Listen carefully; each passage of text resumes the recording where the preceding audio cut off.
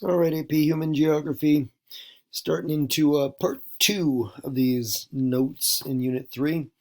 We've covered basically everything that we can so far about kind of culture in and of itself. And now we're going to take a look at the links between culture and language. And then we'll wrap up with culture and religion. But we're going to run you through about 30 minutes of notes here, more or less, to take care of as much language as we can. We will not be getting to religion, but going to give you a little workout here on language. Okay, so let's start us off with linguistics and your definition that you have there. When we talk about language, I mean, we're just talking about, mainly we're talking about communications via spoken sounds. Yeah, we'll include a little bit of the written word as well, but mainly what we're focused with is the spoken word. All right, spoken sounds, spoken words. That's what we're focused in on language, and linguistics and linguists themselves are those who basically devote their lives to the study of languages. Well, you've got it there. I don't need to sit there and linguists who do this kind of study are kind of not all on the same page about how they think language got started.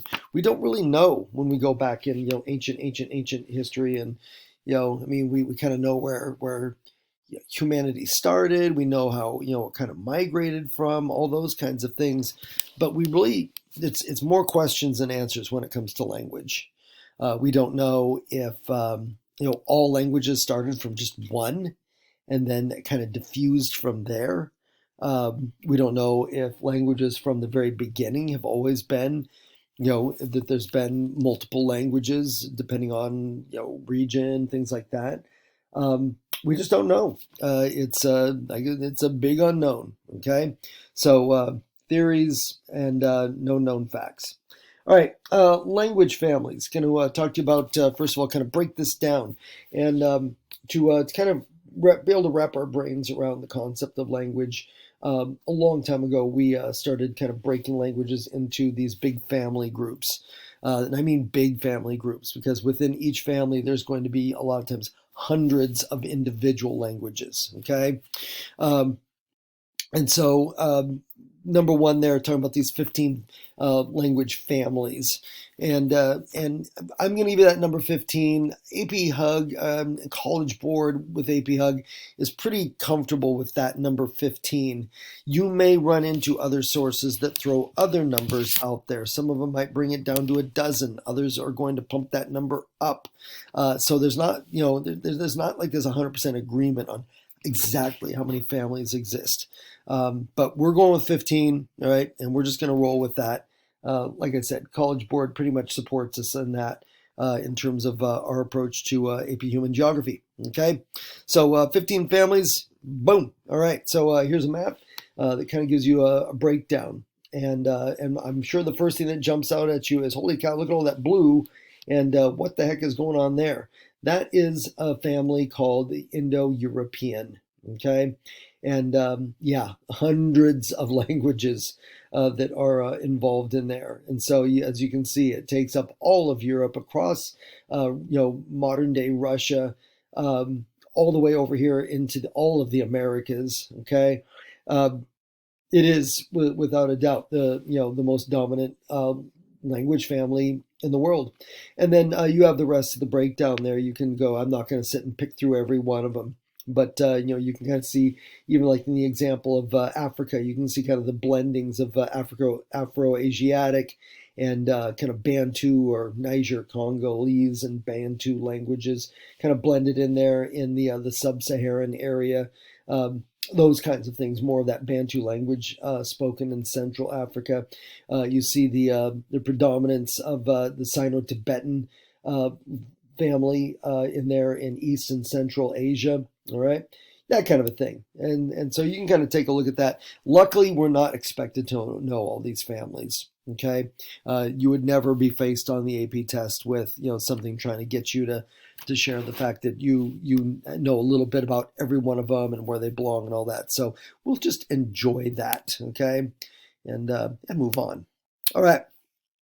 So these language families each contain a language tree, and we're going to just kind of focus on. I'll show you kind of a larger one, but we're going to focus on that, primarily on the Indo, European tree, as kind of like an example. It's the one that our language comes from, and again, because it's the most dominant, that's what we'll focus on. And with these language trees, like it says there, we can kind of see, how these trees have developed, how these language families have developed, over the centuries. So, over time, and then as people have traveled from place to place, also over space. All right. Um, let's see. I'm going to show you this, and then I'm gonna pop up, kind of skip over to a next slide so we can look at another image here, and then we'll come back. But yeah, like I said, a little extra focus on the Indo-European language, um, and taking a look at this family and this tree. Okay, and yeah, we call it a language tree, and well, sure enough, there we go. It's kind of done up in such a way to kind of resemble a tree.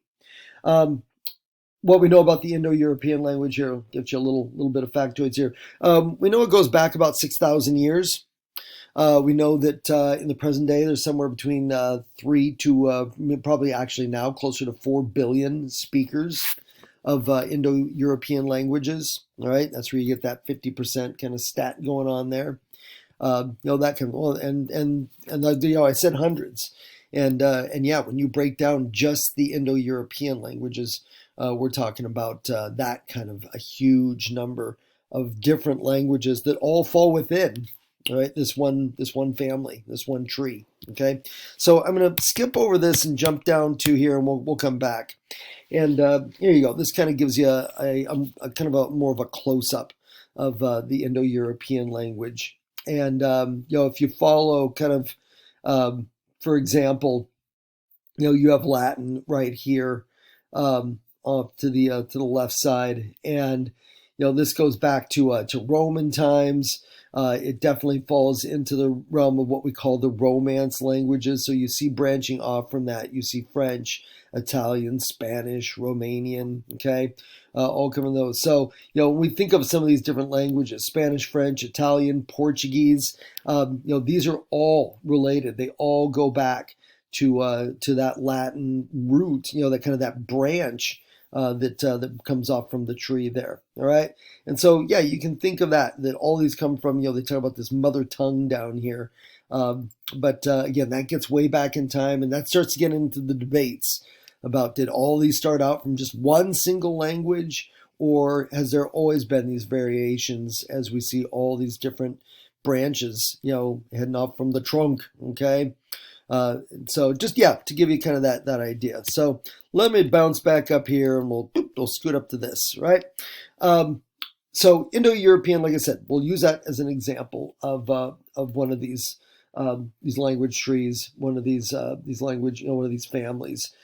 Just be aware that there are, at least 14 others, if we're following with kind of what we go along with the College Board. Okay. All right. Moving on. Accents and dialects. So we'll kind of get into what's the difference between an accent and a dialect, but you have your basic definition going on there. And this really does get into sounds of words. Okay, we don't really talk about the written word, about an accent connected to the written word. That'll get a little bit more dialectic. When we talk about dialects, that we might be able to describe in writing.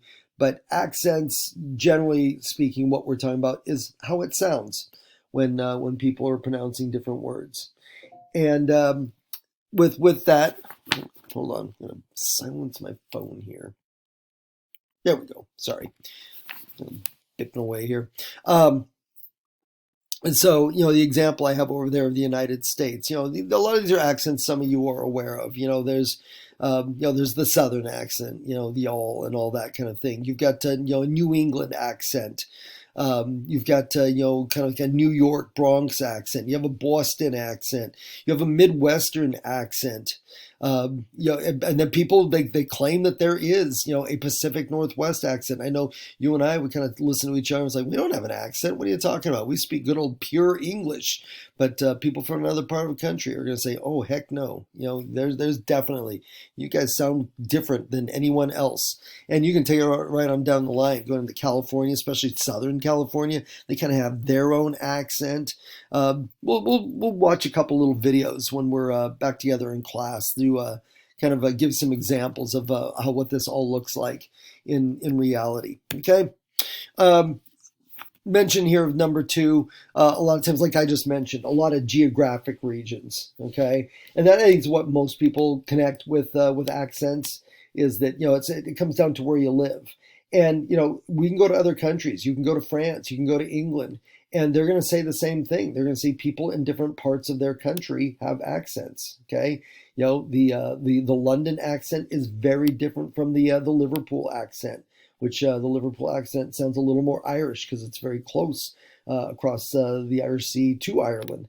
You have those kinds of things. An Oxford accent. I mean, all this. You go into France, you're going to say the same thing. There's an accent when you're into the southern part of France, versus Parisian French. So know that geographic is huge with this. The second part there, social class. This comes down to level of education.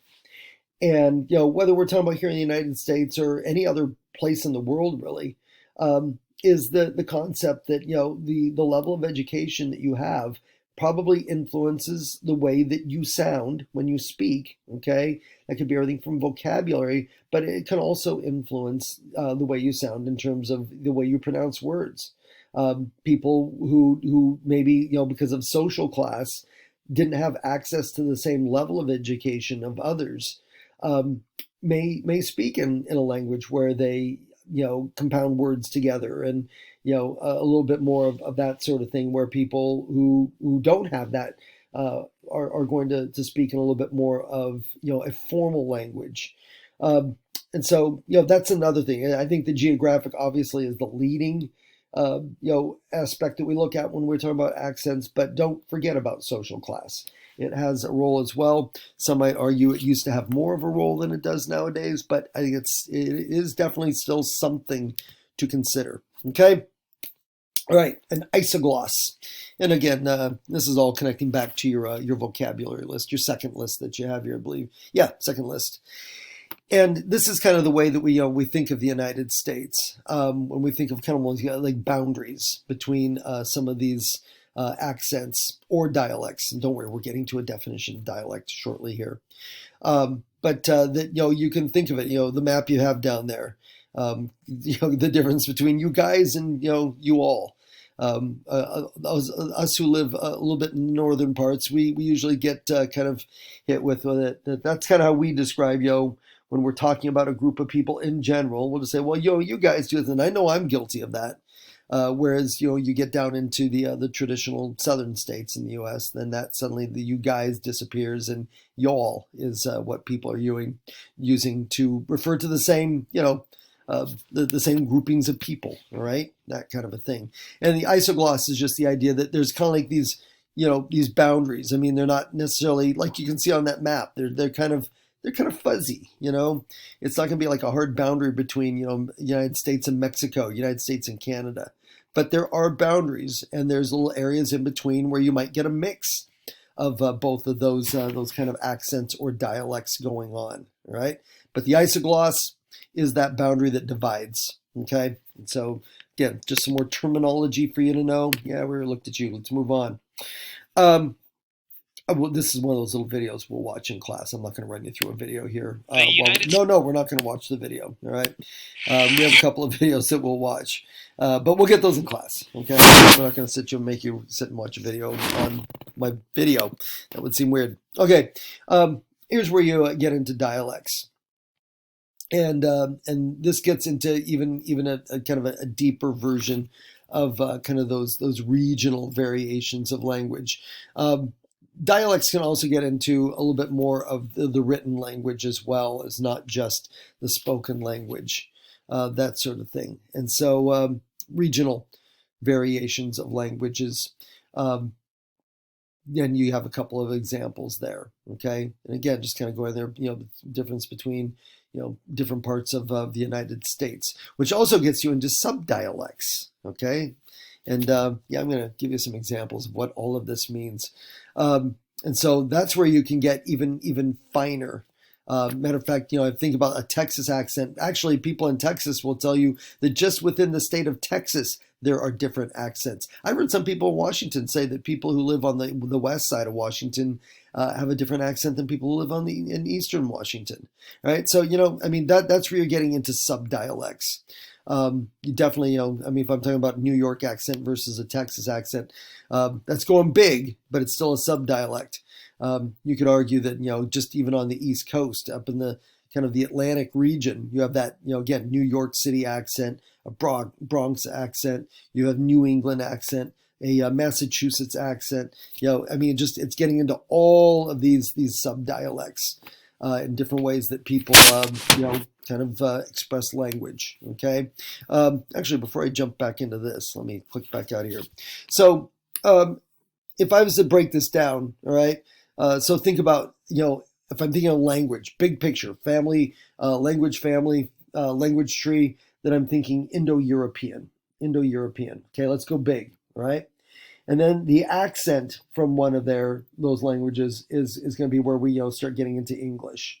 A dialect of that English language would be American English, the way we've taken, good old original British English and have turned it into a uniquely American English. And then a subdialect is going to break it down into kind of how we talk here in the Pacific Northwest. Okay, so we go from Indo-European to English to American English to our Pacific Northwest subdialect. All right, that kind of a thing. There we go. All right, talk about how languages have spread around, and some of this is going to be similar to some of the things we talked about. Matter of fact, here we go. When we were talking about the diffusion of culture. So all of our different types, contagious diffusion, relocation diffusion, all those sorts of things. All right. And we have some of that likewise still kind of operates that way.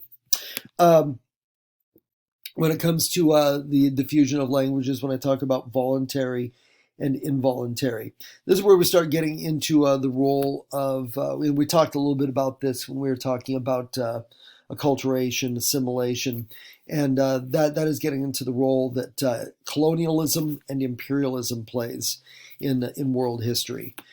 Because when we had these large movements starting back in about, we're talking about 15th, 16th century, when countries like Great Britain and Spain and France and others were going out and establishing empires. In many cases, the lands that they took over, okay, whether it was over here in the Americas, whether it was Africa, Asia, wherever they went, and oftentimes in their conquered lands and the colonies that they had created, okay, colonialism, the conquerors, the Europeans, expected the native indigenous people to adopt their language, okay?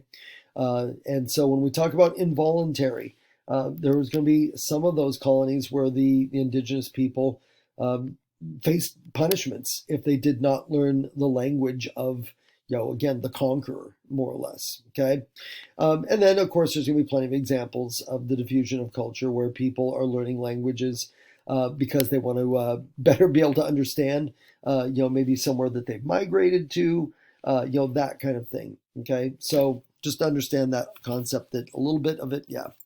And boom, all right, B, just to kind of hammer home that point, that when we talk about that word imperialism, again, that's the big word that describes this colonialism when people are going out and, these European countries especially, going out and establishing colonies around the world. I don't know, depending on what you had last year as far as, or middle school, some American history and learning about the 13 colonies and all that sort of thing.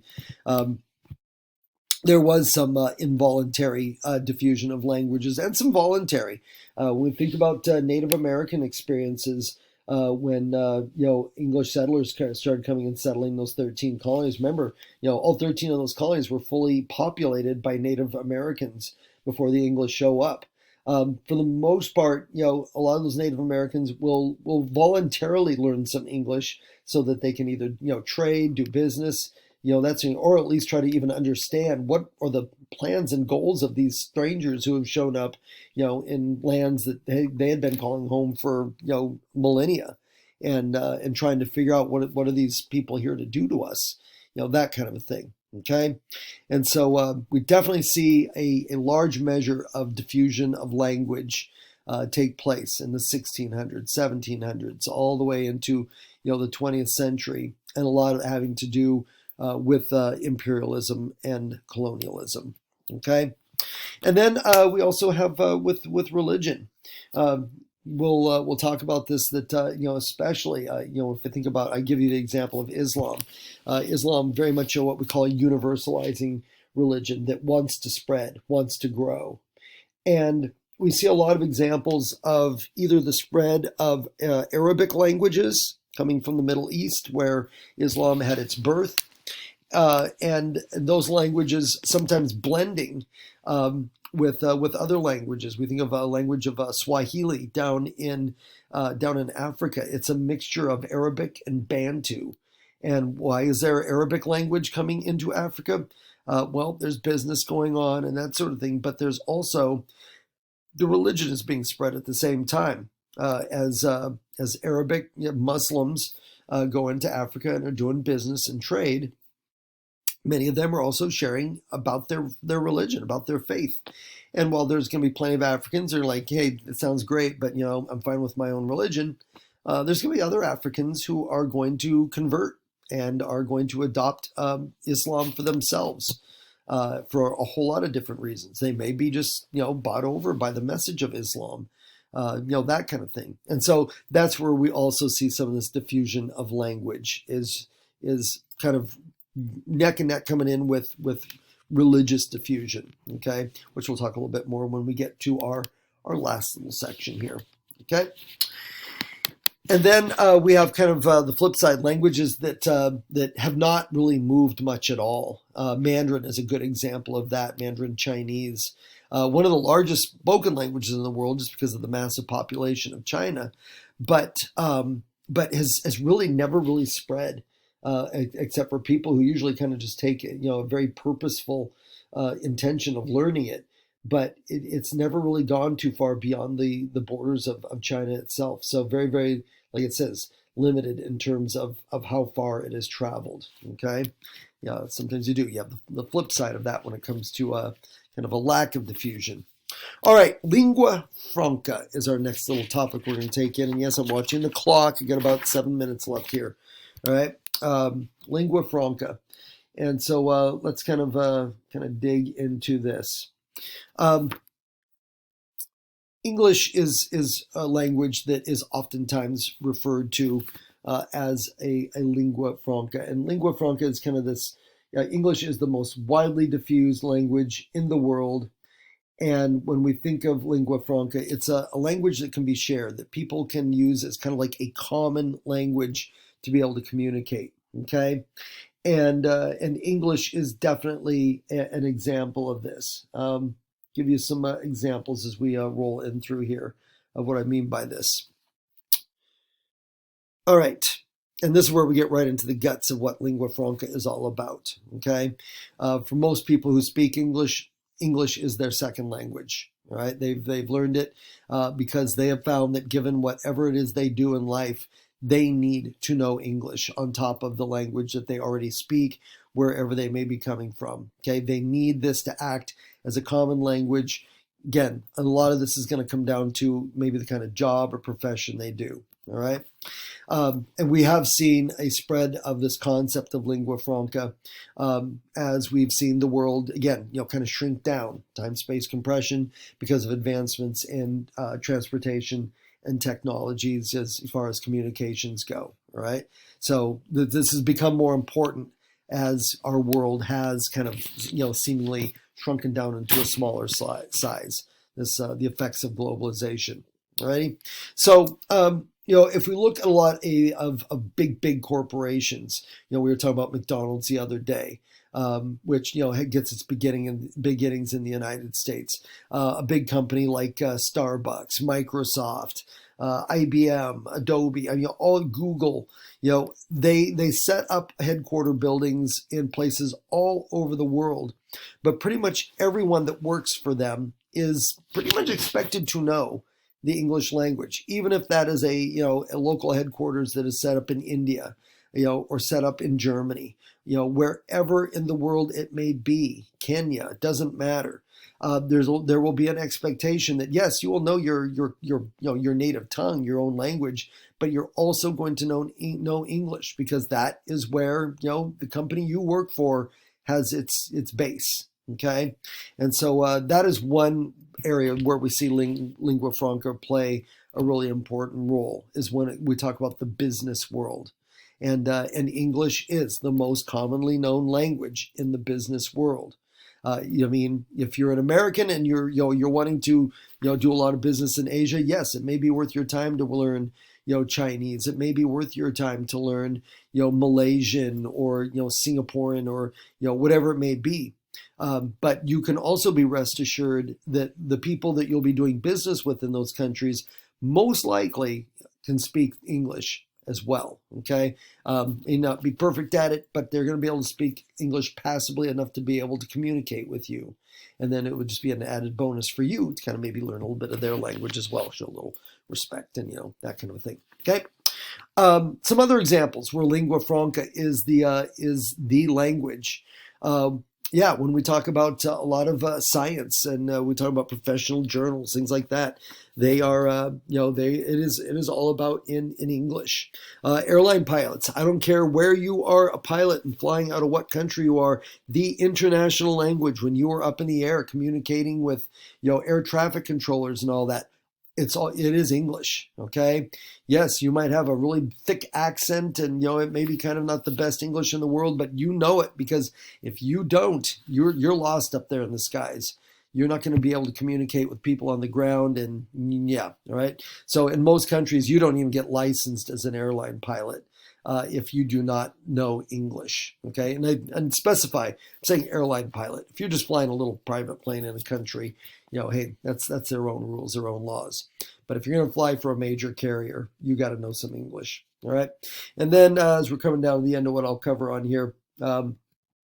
Also, really, when we look at a ton of what goes on out there in terms of the internet, social media, television, language, English is still the lingua franca. Okay, some of you who play online and play video games and play with kids from the other side of the world, they know English. That's how they're able to join you and play. Whatever it may be, Fallout, Call of Duty, whatever it may be, Rainbow Six. I don't know.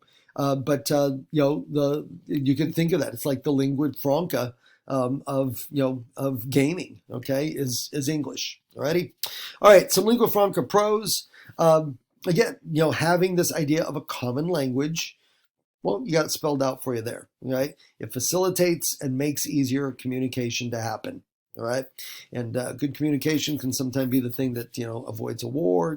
It can be important stuff. Okay. And just makes it easier to do business and all that sort of thing. The big con that comes in with lingua franca is, the obsession. Well, I shouldn't say obsession, but, it's the idea that then the English language gets put ahead of others. It's just what I describe there as a cultural cost. Because in a way, it's without saying it, it's kind of communicating, well, there's all these languages around the world, but, the most important one is English. And that's really an easy statement for me as an American to be able to make. But at the same time, I also realize how culturally, kind of just maybe the word is ignorant, that can sound at the same time. For me to judge someone else's language as not being, equal to mine, worthy as mine, that sort of thing. So there is that cultural expense, and it's one of those things that sometimes feeds into some of the, some people do harbor a certain sense of some resentments about, English speaking countries and, just the kind of the power that we have over culture. I mean, think about what we were talking about with other forms of cultural diffusion. Yeah, I mean, that all kind of ties in there. All right, that is where I'm going to hit the brakes. I'm right in underneath. Actually, here, let's stop with this. There we go, because I still have 20 seconds. Because, yes, these are some other. I don't want you thinking English is the only lingua franca. There are these others, but they only work in much smaller regional areas. Again, just usually geographically connected. But I don't want you walking away before, and I know now I'm over 30 minutes. But be aware that there are other smaller lingua franca languages that are used out there, and there's some examples for you. That's where I'll hit the brakes, okay? And we'll pick up the rest of this and talk about a little bit more language, and then hit some religion, and we will be putting the bow on Unit 3. All right? Okay, thanks for listening up, and hope you got some good information. See you in class.